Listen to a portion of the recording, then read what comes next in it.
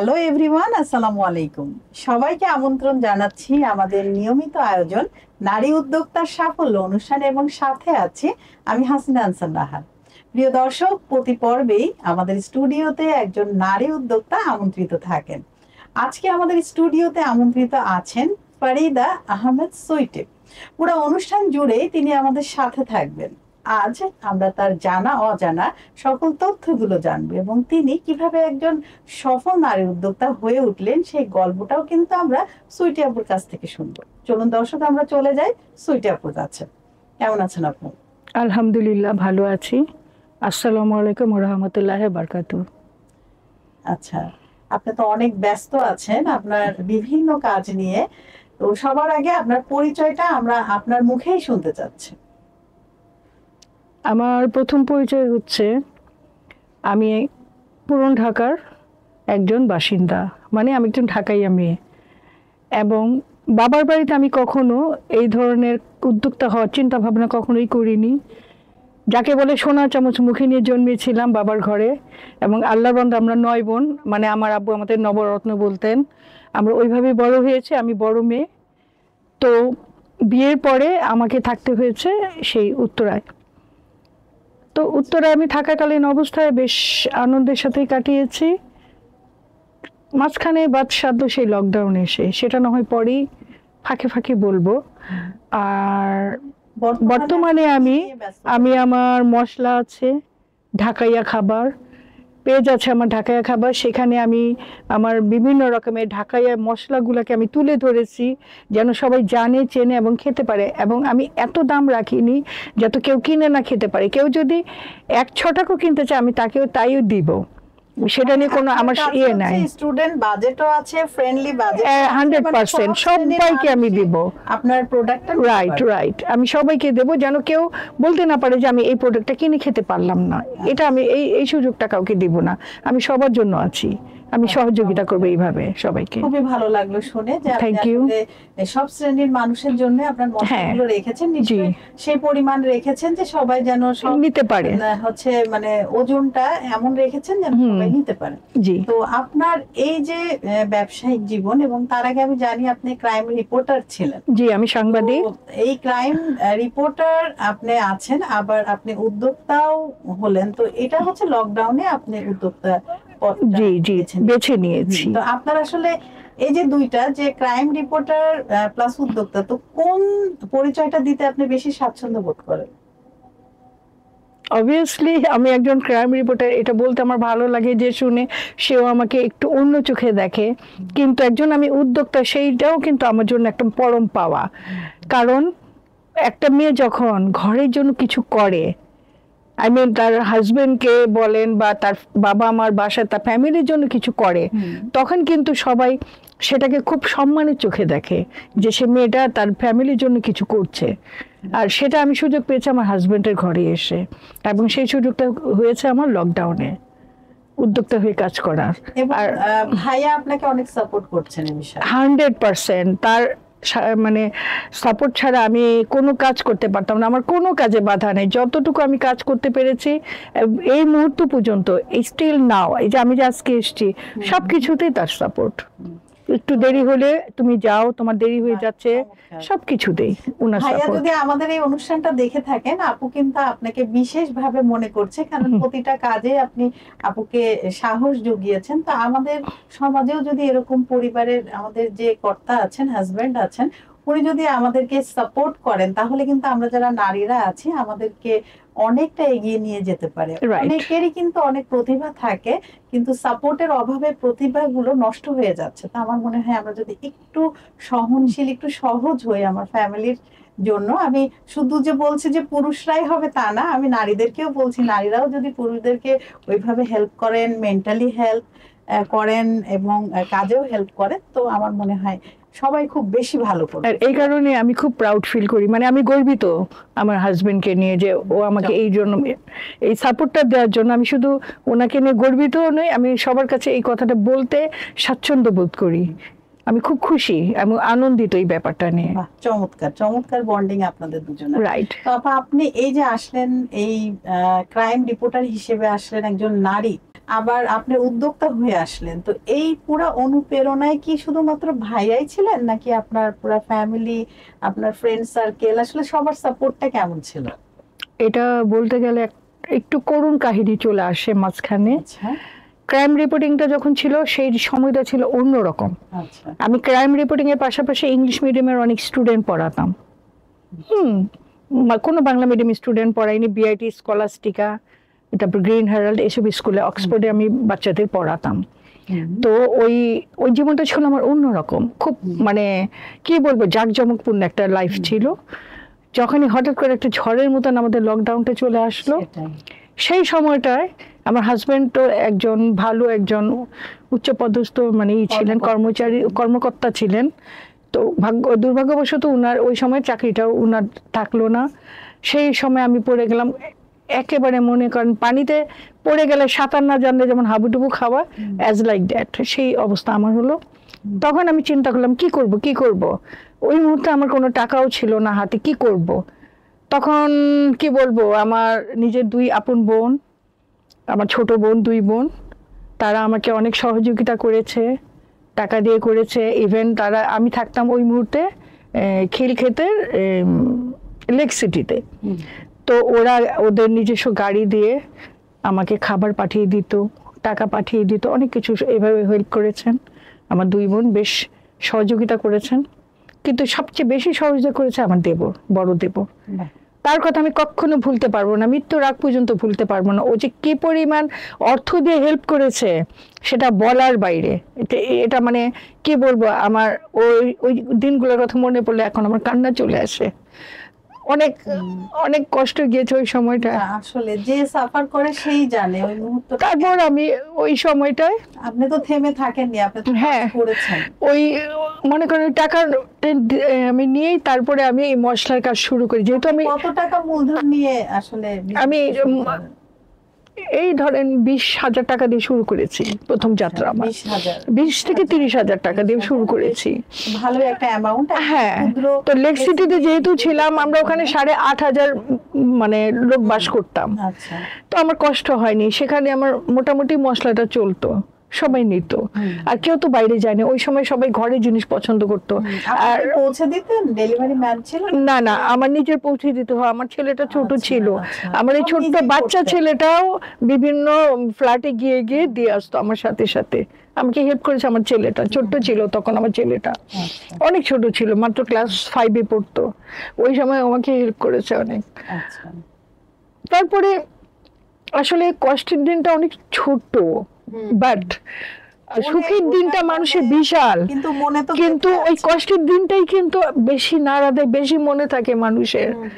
সেই সময়টা অনেক কষ্ট গেছে, তারপরে আমি মনে করি যে আমি মনে করি ওটাই ভালো দিন ছিল আমার।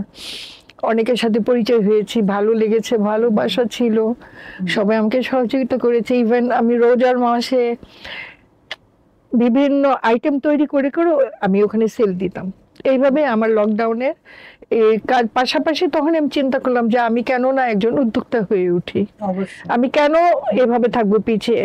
তখন আমি বিভিন্ন মনে করেন চিকেন ফ্রাই, নান রুটি, পরোটা, এইগুলা দিয়ে দিয়ে আমি রোজায় করলাম।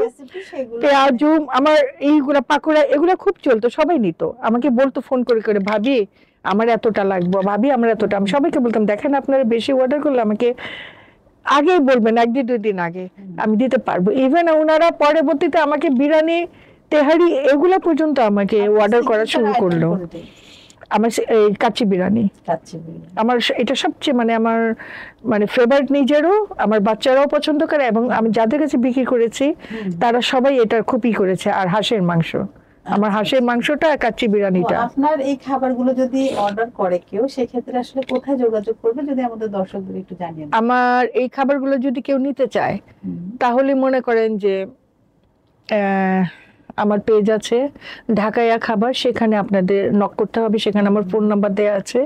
অবশ্যই আমাকে 1 দিন আগে জানাতে হবে, অতিরিক্ত বেশি নিলে আমাকে 2 দিন আগে কাইন্ডলি কষ্ট করে জানাতে হবে। খেয়ে দেখতে পারেন, একজন ঢাকাইয়া মানুষের ঢাকাইয়া রান্না আপনারা খেয়ে দেখতে পারেন, যদি আপনাদের ভালো লাগে। আমি মনে করবো এটাই আমার জীবনের চরম পাওয়া হবে, যে আমি আপনাদের মানে কি বলবো আপনাদের দর্শকদের বলবো না, এখানে বলবো যে যারা বাংলার মানুষ আছেন, আমি একজন ঢাকায় মেয়ে হতে পারি কিন্তু আমি গ্রামের মেয়েদের নিয়ে অনেক চিন্তা করি। আমার এই উদ্যোগটার পিছনে আরেকটা কাজ হচ্ছে, আমি গ্রামের মেয়েদেরকে কিছু নিয়ে কাজ করতে চাই, ওদের কিছু শিখাতে চাই, ওরাও যেন কিছু, এই যে আমার মশলা আমি কিছুটা হলে ওদের শিখাতে চাই, ওরা যেন কিছু করে খেতে পারে এই মশলা দিয়ে। আমি শুধু নিজের মধ্যে রাখতে চাই না, ওদেরকে আমি এটা শিখাতে চাই। দর্শক আসলে একটা রান্নার পেছনে কিন্তু মশলার ভূমিকা সবচেয়ে বেশি বড়, কারণ রান্না সুস্বাদু হবে তখনই যদি আপনার পারফেক্ট মশলা এবং আপনার উপকরণগুলো যেন পারফেক্ট হয়। সো আপা যেহেতু এটা নিয়ে কাজ করছেন, নিশ্চয়ই এটা নিয়ে পড়ালেখা করেছেন এবং বিভিন্ন কোর্সের মাধ্যমে এসেছেন। আমি এখন আপার কাছে চলে যাব তার কোর্সের বিষয়ে একটু জানতে। আপা, আপনি কি কি কোর্স করেছেন?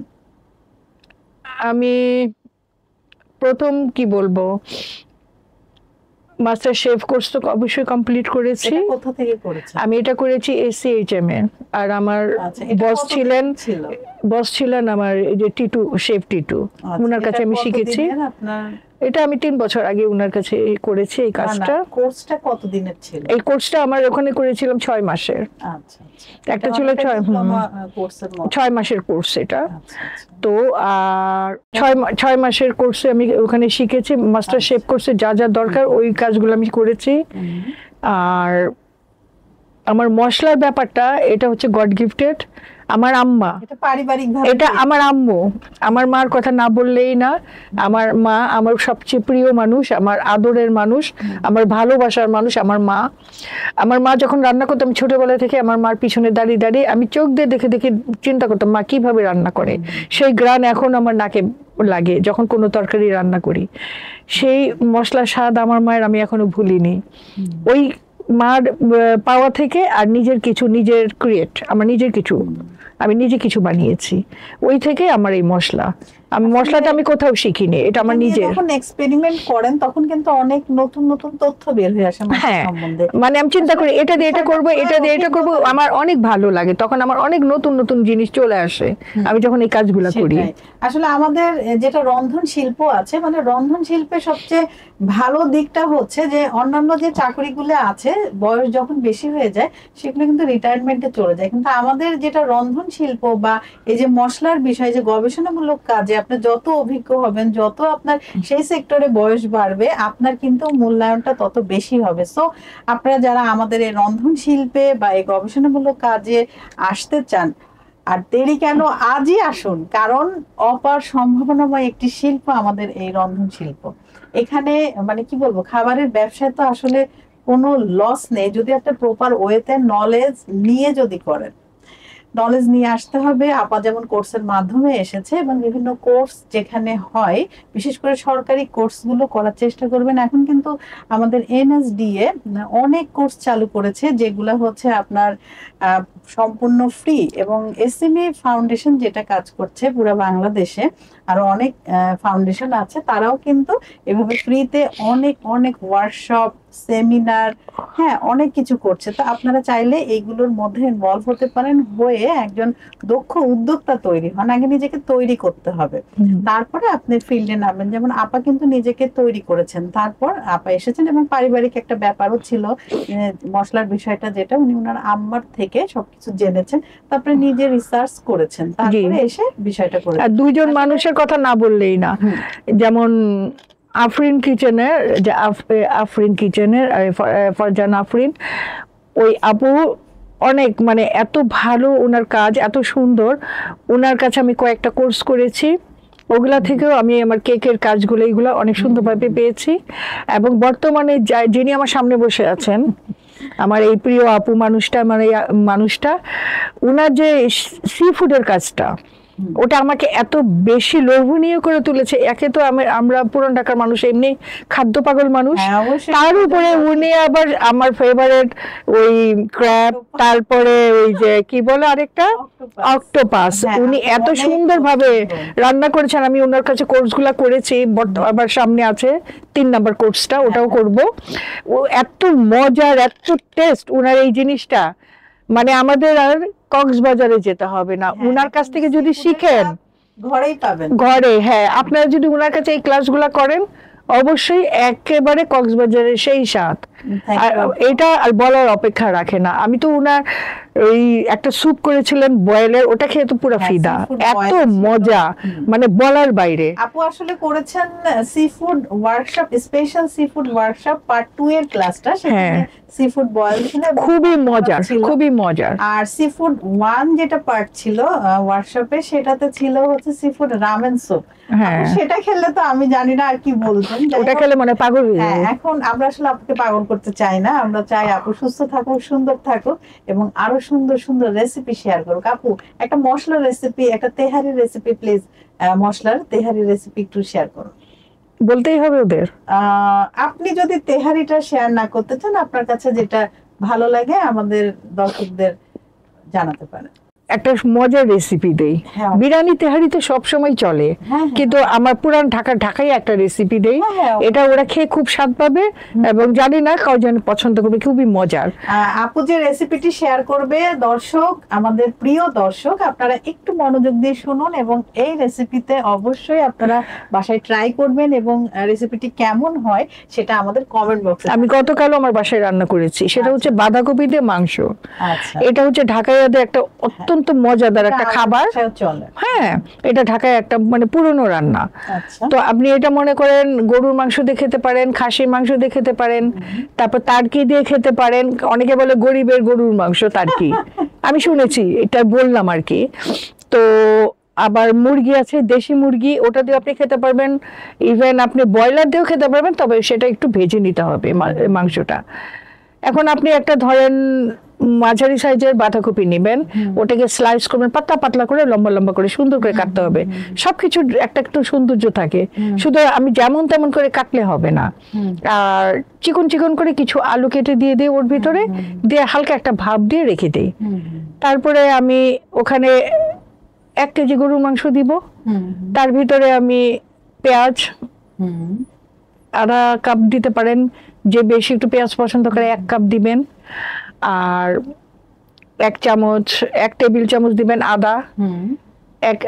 আদা, আমি আরেকটা জিনিস আপনাদের একটু টিপস দিয়ে দিচ্ছি, সেটা হচ্ছে গরুর মাংস রান্না করার সময় সব সময় রসুনের ইটা কম, আদার বাটাটা একটু বেশি থাকবে। আর মুরগি রান্নায় রসুনের পরিমাণ বেশি, আদার পরিমাণ কম। আর খাসিরটা রান্নায় দুইটাই ব্যালেন্স 50-50। এটা না হলে কিন্তু আপনার রান্না মজা হবে না। গরুর মাংসে আদাটা আপনার বেশি থাকতে হবে, নইলে আপনি কোনোভাবে মজা পাবেন না। তো আমি 1 টেবিলের একটু বেশি দেই। এখন কেউ যদি মনে করে 1 টেবিল চামচ খাবে, তো ওরা 1 টেবিল চামচই দিবে। তো আমি 1 টেবিল চামচ দিয়ে বলছি। 1 কেজি মাংসের জন্য বলছেন? হ্যাঁ, 1 কেজির জন্য 1 টেবিল চামচ বাটা আদা। আর আপনি দিবেন ওখানে রসুনটা 1 টেবিল চামচ হচ্ছে একটু হাত দিয়ে একটু সরিয়ে একটু কমিয়ে দিবেন, তাহলে হয়ে যাবে। আচ্ছা, আর ওখানে আপনি আঙ্গুল দিয়ে মেপে, আমি সব হাতের কাজ করি, তো আসলে মাপিটা আমার হাত দিয়ে ব্যালেন্স হয়ে গেছে। অভিজ্ঞ শেফদের যেটা আমরা দেখি এবং আমরা আমার হাত দিয়ে হয়ে গেছে, দেখেছি সবকিছু। কিন্তু আমি লবণ তরকারিতে দিই হাত দিয়ে, আমি চামচ দিয়ে ইউজ করি না, তাহলে আমার উল্টা পাল্টা হয়ে যায়। আমারও এটা হয়, আমি হাত দিয়েই দিই। হ্যাঁ, তো গোলমরিচ আপনি হাত দিয়ে 2 চিমটি দিয়ে দিবেন গরু মাংসে।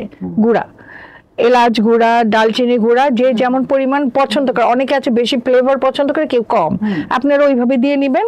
আচ্ছা, এগুলা দিয়ে মাংসটা ভালো করে মাখাবেন, মাখিয়ে 10 মিনিট রেস্টে রেখে তারপরে ওটা একসাথে বসিয়ে দিবেন। ওই পেঁয়াজ এগুলো সব মাখিয়ে অবশ্যই সরিষার তেল দিবেন। সরিষার তেল ছাড়া কিন্তু কখনোই গরুর মাংস স্বাদ আসে না।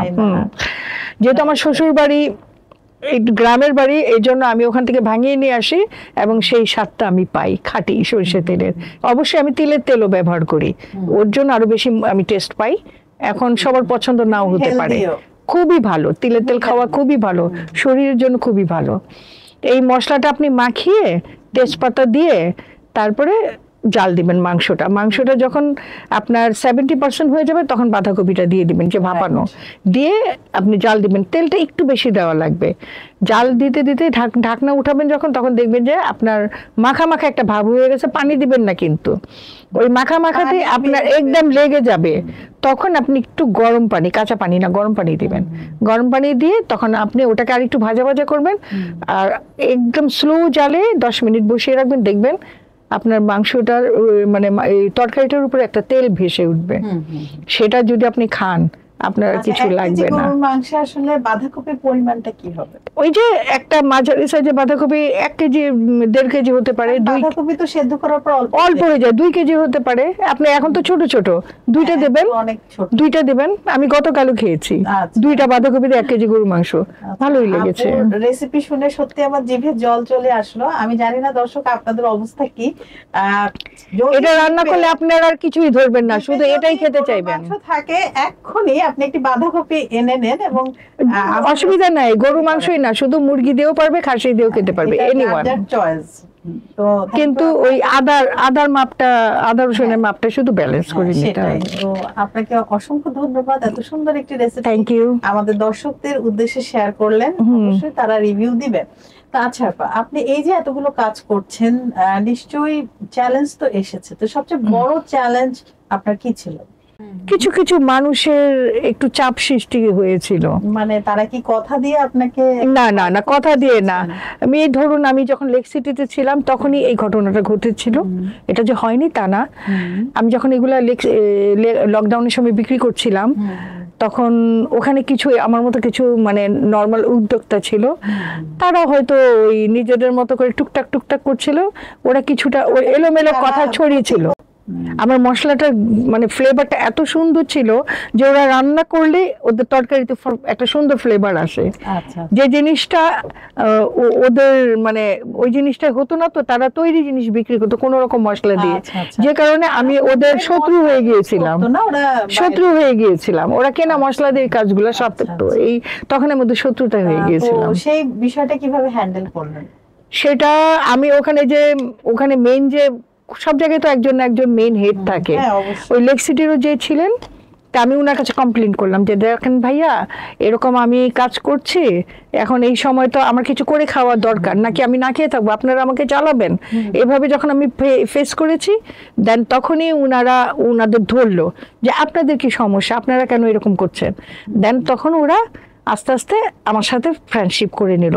আমি আমার বাসায় আসেন আপনাদের দাওয়াত দিলাম, কোন একটা অনুষ্ঠানের দাওয়াত আমি খাওয়ালাম তাদেরকে। ওনারা খাওয়ার পরে ওনাদের খাওয়া আর আমার খাওয়া যখন কম্পেয়ার করলো, দেন তখন ওরা আমার কাছে সারেন্ডার করেছে, সরি হয়েছে, বলছে আসলে আপনার খাবার অনেক মজা।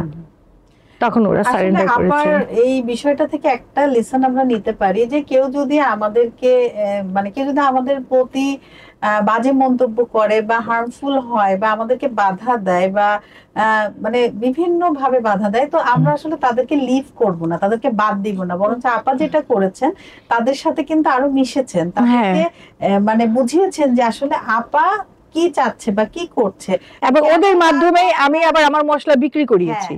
ওরাই নিয়েছে বিক্রি করার জন্য, ওরাই নিয়েছে এবং ওরা ইনকামও পেয়েছে, একটা পার্সেন্টেজ পেয়েছে, ওদের লাভ হয়েছে। কেউ একটা বিজনেস পলিসিতে নিয়ে এসে আমরা আসলে এভাবে করতে পারি, এটা করা উচিত, এটা করা উচিত। আসলে কাউকে বাদ দেয়া, ব্লক করা, লিভ করা, আনফলো করা, আনসিন করা এটা সমাধান না, বরঞ্চ ওই সমস্যাকে সামনে আনতে হবে, 100% হবে, বুঝতে হবে, মিশতে হবে, তারপরে কিন্তু আপা যেভাবে একটা বুদ্ধিমত্তার পরিচয় দিয়েছেন, আশা করি দর্শক আপনারাও যারা এই প্রবলেম ফেস করছেন, আমি জানি এই প্রবলেম প্রতিটা মানুষই ফেস করে, শুধু উদ্যোক্তা লাইফে না, প্রতিটা মানে আমরা আমাদের প্রত্যেকটা জীবনেও আমরা এই প্রবলেম গুলো ফেস করি। তো প্রবলেম ফেস করা মানে প্রবলেমকে তাড়িয়ে দেয়া না, বরঞ্চ তার সামনাসামনি হওয়া। আমরা এই লেসনটা পেলাম। তারপর আরেকটা প্রশ্ন আছে এখানে, এটার সাথে একটু যুক্ত করি প্লিজ, এক সেকেন্ড, কয়েক সেকেন্ডের ব্যাপার। একটা ফ্যামিলিতে একটা মায়ের 4টা সন্তানের ভিতরে একটা সন্তান যদি খুব খারাপ হয়, সবাই বাদ দিলে কিন্তু মা বাদ দিতে পারে না।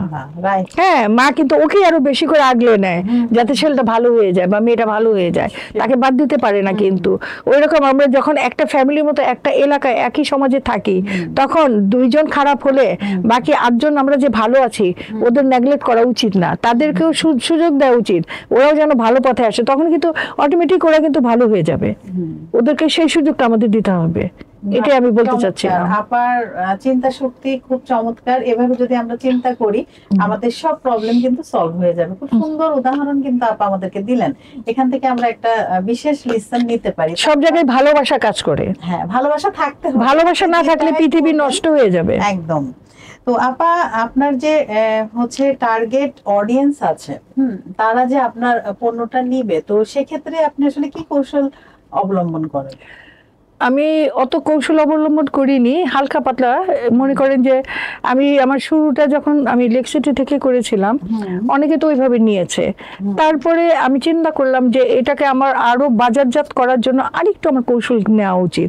তখন আমি কি করলাম, আমার 2টা প্রোডাক্ট নিলে আমি তার সাথে একটা ফ্রি দিলাম, যেটা অন্যান্য সবাই করে। আমি ওই জিনিসটা ফলো করলাম, দেখলাম যে না, আমার এটাতে কাজ হলো। তার উপরে এখন দেখা যাচ্ছে যে কেউ যদি আমার 1000 মানে 1000 টাকার যদি প্রোডাক্ট নেয়, মশলা তো বেশি দাম না, কোনোটা 80 টাকা, কোনোটা 60 টাকা, কোনোটা হয়তো 150 টাকা। যে বড় প্যাকেজ নেয় 250-300 টাকাও পড়েছে। কিন্তু 1000 টাকার উপরে যে আমার মশলা নিত, তখন আমি তাকে একটা বিশেষ ছাড় দিতাম। আর বিয়ে বাড়ি বা বড় অনুষ্ঠানের জন্য যদি কেউ আমার মশলা ব্যবহার করতে চাইতো, তখন আমি ওনাদের বলতাম যে আপনারা নেন, আপনাদেরকে আমি বিশেষ ছাড় দিব। আর আপনারা আমাকে ডাকতে পারেন, আমি আপনাদের বলে দিব কিভাবে কোন মশলা আপনারা ইউজ করবেন। আমার কাছ থেকে এই প্লাস পয়েন্টটা ওরা পেত। এইভাবে আমি এই কৌশলগুলো করে করেই আমি নিজেকে এগিয়ে নিয়েছি। আবার নতুন নতুন আমি আরো প্রোডাক্ট ছাড়বো, এই ধরনের আমি ওনাদেরকেই দিয়েছি, লঞ্চ করব এটা সেইটা। তখন আর সত্যি কথা কি, মিথ্যা বলে তো লাভ নেই, কারণ আমার এই প্রোডাক্টগুলো চলেছে ভালো। লকডাউনে আমি মাশাআল্লাহ ছোট ছোট করে দিয়েছি, আমি বড় ছাড়িনি। বড় ছাড়লে অনেকে নিতে চায় না, সবাই তো আর ওই সামর্থ্য নাই। ইভেন আমার কাজের বুয়াটাও যে, সেও আমার কাছ থেকে হয়তো দেখা গেল যে বলল, ম্যাডাম আমি আপনার থেকে 20 টাকার মশলা নিব। আমি হয়তো জানি 20 টাকার মশলা 1 চামচও হবে না, আমি তাকে একটু ধরেই বেশি দিয়ে দিতাম, যেন সে কয়েকদিন রান্না করে খেতে পারে। এইভাবে ওদের আমি করার চেষ্টা করতাম। সব ধরনের গ্রাহকই তার প্রোডাক্ট, হ্যাঁ সবাই নিক, বিষয়টা হচ্ছে এরকম। এবং আপার সাথে, আপার পেজের সাথে আপনারা যুক্ত থাকুন, নতুন নতুন আরো অনেক, আমি অনেক সহযোগিতা করবো আপনাদের, আপনারা যদি আমার থেকে নিতে চান। যদি অডিয়েন্স ধরে রাখতে হয়, অবশ্যই প্রতিনিয়ত অডিয়েন্সের সাথে কানেক্ট থাকতে হবে, নতুন নতুন বিষয় তুলে আনতে হবে। এবং হচ্ছে আরো অনেক কিছু আছে। আপার পেজের সাথে যুক্ত থাকবেন। আচ্ছা আপা, আপনারই মশলা কেন নিবে, এটা বিশেষত্বটা কি? মানে বাজারে তো আরো অনেক মশলা আছে, আপনারটাই কেন নিবে? আমি, সবাই তো চায় নিজের জিনিসকে বেস্ট বলতে, আমি মনে করি আমি বেস্ট। আমি আমার পুরান ঢাকাকে তুলে ধরার জন্য আমি আমার এই জিনিসটাকে বেছে নিয়েছি। আমি চিন্তা করি যে আমি ঢাকাইয়া, আমার ঢাকাইয়া মশলাকে আমি সবার কাছে তুলে ধরবো, আমি best, I am the best, আমার মশলাই থাকবে ভালো। যে মান, সেটা আসলে অনেক গুণগত মানের, আমি এই চ্যালেঞ্জটা দিতে পারবো। এবং গুণগত মানে 100%, আমি কোনো ভেজাল দিব না। একটু দাম পড়বে, বাট আমার জিনিস খেয়ে যদি কেউ ধরতে পারে, আমি অবশ্যই তাকে পুরস্কৃত করবো। তো আপা, আমরা কিন্তু কথা বলতে বলতে অনুষ্ঠানের একদম শেষ দিকে চলে এসেছি। আপনার কেমন লাগলো আমাদের নারী উদ্যোক্তার সাফল্য অনুষ্ঠানে এসে?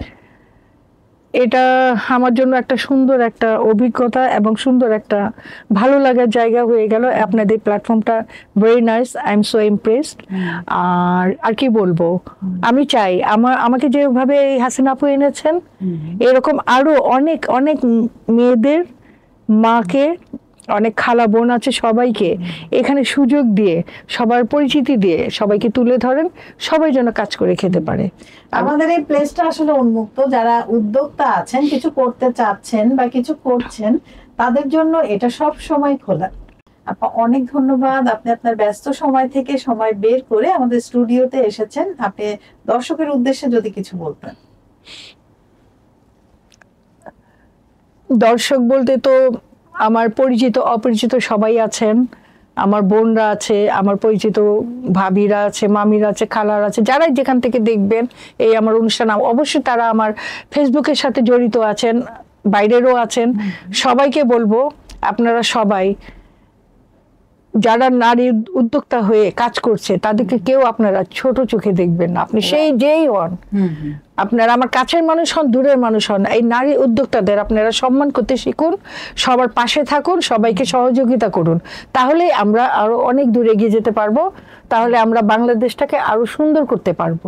আমি এইটুকুই বলবো, আর কিছু বলবো না। ধন্যবাদ। ধন্যবাদ আপু, আবারও নতুন কোনো আয়োজনে আপনার সাথে আমাদের দেখা হবে। ধন্যবাদ আপনাকে আপু, আমাকে এখানে আনার জন্য। Thank you. দর্শক, আপনারা যারা এতক্ষণ আমাদের সাথে ছিলেন, আপনাদের সবাইকে অসংখ্য ধন্যবাদ। আপনারা চাইলেই কিন্তু আমাদের এই প্রোগ্রামে আসতে পারেন, সেক্ষেত্রে আমাদেরকে ইনবক্স করতে পারেন, ইমেল অ্যাড্রেস দেওয়া আছে, ইমেল করতে পারেন, অথবা মোবাইল নাম্বার আছে, কল করতে পারেন, অথবা আমাদের এই পোস্টের কমেন্টে গিয়ে কমেন্ট করতে পারেন। আসলে দর্শক, প্রতিটা পর্বেই কিন্তু আমাদের প্রত্যাশা থাকে নারীর স্বাবলম্বিতা এবং নারীর সফলতা, নারীর জীবন ভরে উঠুক সফলতায়, এই কামনায় আজকের মতো আমি হাসিনা আনসার নাহার আপনাদের সবাইকে বাই বলছি। আবারও নতুন কোনো অতিথিকে নিয়ে আপনাদের সবার মাঝে উপস্থিত হব। ততক্ষণ পর্যন্ত আপনারা সবাই ভালো থাকুন, সুস্থ থাকুন এবং আমাদের সাথে থাকুন। আল্লাহ হাফেজ। আল্লাহ হাফেজ।